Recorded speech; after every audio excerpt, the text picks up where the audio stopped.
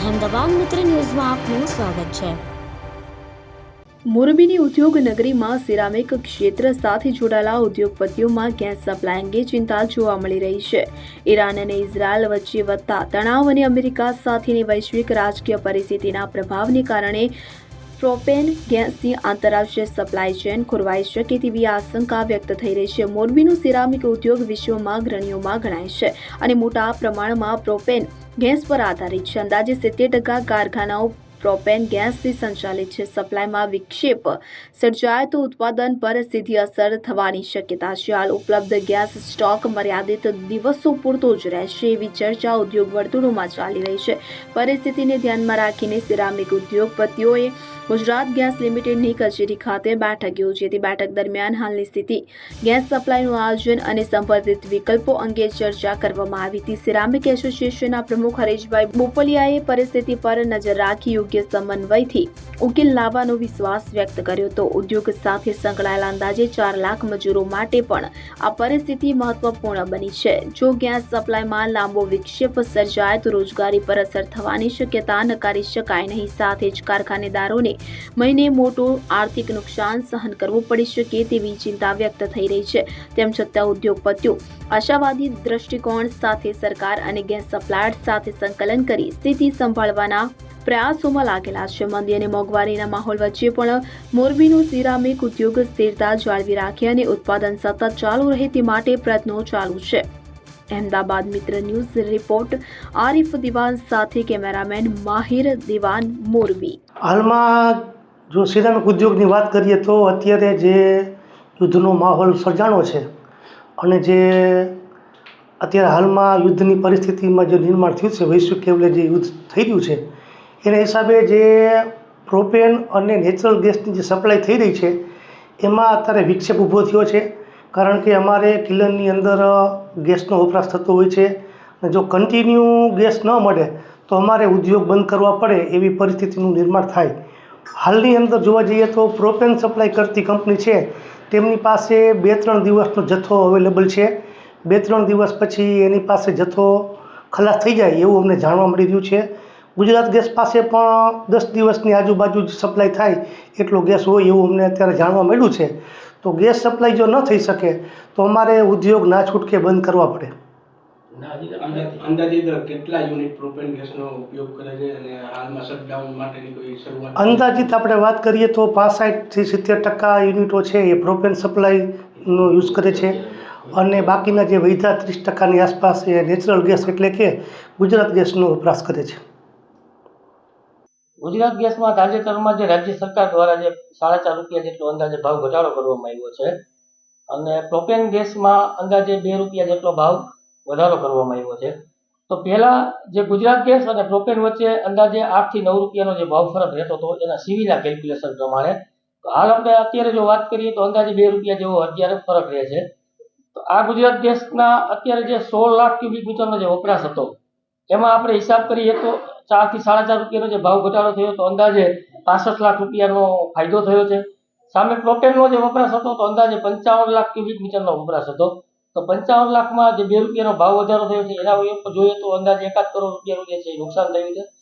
તો propane gas વપરાશ કરતા છે એમને નુકસાન થયું છે, ગુજરાત ગેસના જે વપરાશ કરતા હતા એમને ફાયદો થયો છે। આ જે બંને ગેસમાં ભાવ વધારો એની સ્થિતિ સિરામિક ઉદ્યોગ ઉપર સિરામિક ઉદ્યોગ ઉપર સ્થિતિમાં વાત કરીએ તો અત્યારે જે ગુજરાત ગેસ અને પ્રોપેન બંને પહેલા ગુજરાત ગેસ ઉપર ડિપેન્ડ હતા, પછી સમયાંતરે પ્રોપેન ગેસ સસ્તો પડતો હતો તો પ્રોપેનના ટેન્ક બધાએ સેટઅપ ગોઠવી અને જે ભાવ સસ્તો હોય માર્કેટની અંદર પ્રોપેન અથવા તો ગુજરાત ગેસ, તો બંને ઓપ્શન હતા। તો પ્રોપેન ગેસ જેની પાસે પ્રોપેન ટેન્કની જે ફેસિલિટી હતી તો પ્રોપેન ટેન્ક યુઝ કરતા હતા જ્યારે પ્રોપેનના ભાવ સસ્તા હોય ત્યારે। પણ અમુક ઘણી બધી ફેક્ટરીઓ એવી હતી કે જેમની પાસે પ્રોપેન ટેન્કની ફેસિલિટી નહોતી, કે એમની પાસે જગ્યા ના હોય અથવા તો યુનિટ નાનું હોય, તો એ લોકોને ફરજિયાત કોઈ ઓપ્શન નહોતો એટલે ગુજરાત ગેસ ફરજિયાતપણે વાપરવો પડતો હતો। તો એવા જે યુનિટો હતા કે જેમને ફરજિયાત ગુજરાત ગેસ વાપરવો પડતો હતો એ લોકોને અત્યારે ફાયદો થયો છે અને પ્રોપેન જેની પાસે ફેસિલિટી હતી ને જે પ્રોપેન જ વાપરતા હતા એમને અત્યારે થોડું નુકસાન જાય છે। કન્ઝપ્શન વાત કરીએ તો આખા મોરબીનું જે કન્ઝપ્શન છે અત્યારે હાલમાં લાસ્ટ મંથના ડેટા ઉપર આપણે જોઈએ તો 75 થી 80 લાખ ક્યુબિક મીટરનો પર ડેનો વપરાશ છે. એમાં 16 થી 17 લાખ ક્યુબિક મીટર જે છે ગુજરાત ગેસનું કન્ઝપ્શન છે અને અંદાજે 55 લાખની આજુબાજુ જે છે એ પ્રોપેનનું કન્ઝપ્શન છે.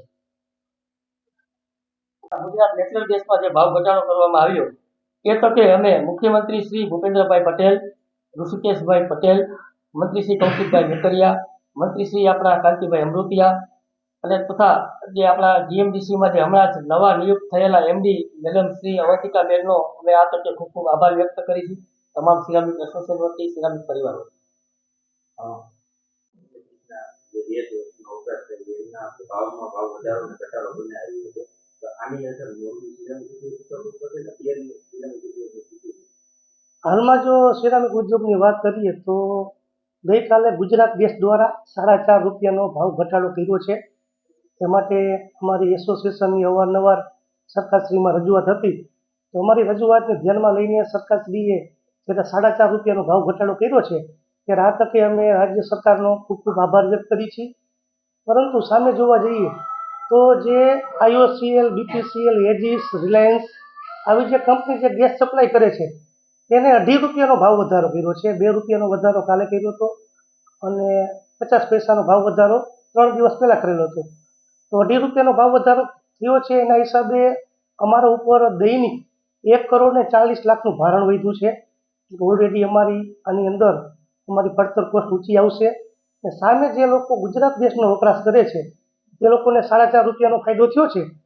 પરંતુ ઓલરેડી ગુજરાત ગેસ પ્રોપેન કરતાં 8 રૂપિયા મોંઘો હતો અને 4.5 રૂપિયાનો બેનિફિટ મળ્યો છે. છતાં પણ એને તો કોસ્ટિંગ તો ઊંચું જ આવે છે. અત્યારે હાલમાં જોવા જઈએ તો ગુજરાત ગેસ અને પ્રોપેન બંને વચ્ચે 2 રૂપિયા જેવો હજી પણ ફરક છે. એટલે કે ગુજરાત ગેસ 2 રૂપિયા હાલમાં મોંઘો પડી ગયો છે. પરંતુ અમે સરકારશ્રીમાં રજૂઆત કરી છે તો હજી પણ આની અંદર ગુજરાત ગેસ ભાવ ઘટાડો કરશે તેવી અમને આશા છે. ગુજરાત ગેસ અને પ્રોપેન ગેસની વાત કરીએ તો બેન કેટલું કન્ઝપ્શન છે? ગુજરાત ગેસનું કન્ઝપ્શન અત્યારે 16 લાખ ક્યુબિક મીટર છે પર ડેનું અને પ્રોપેન એટલે કે LPGનું અત્યારે કન્ઝપ્શન 55 લાખ ક્યુબિક મીટર છે.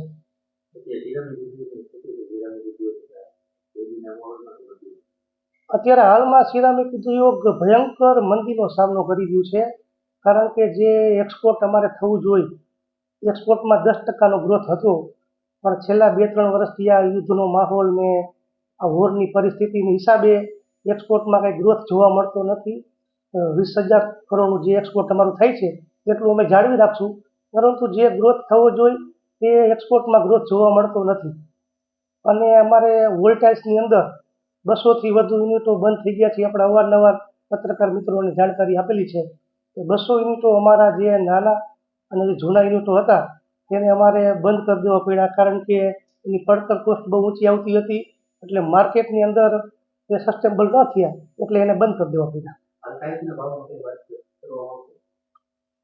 ટાઇલ્સની વાત ભાવની કરીએ તો ઓલરેડી અમારે કોસ્ટિંગ તો વધી છે એટલે અમારે એના માટે મિટિંગ કરીને ચર્ચા વિચારણા કરશું કે આપણે જે કોસ્ટિંગ વધી છે તો એના માટે આપણે શું શું પગલાં લઈ શકીએ. અહેમદાબાદ મિત્ર ન્યૂઝની યુટ્યુબ ચેનલને સબસ્ક્રાઇબ કરો અને બેલ આઇકોન જરૂરથી દબાવો જેથી દરેક મહત્ત્વના વિડીયોની નોટિફિકેશન તમને મળતી રહે.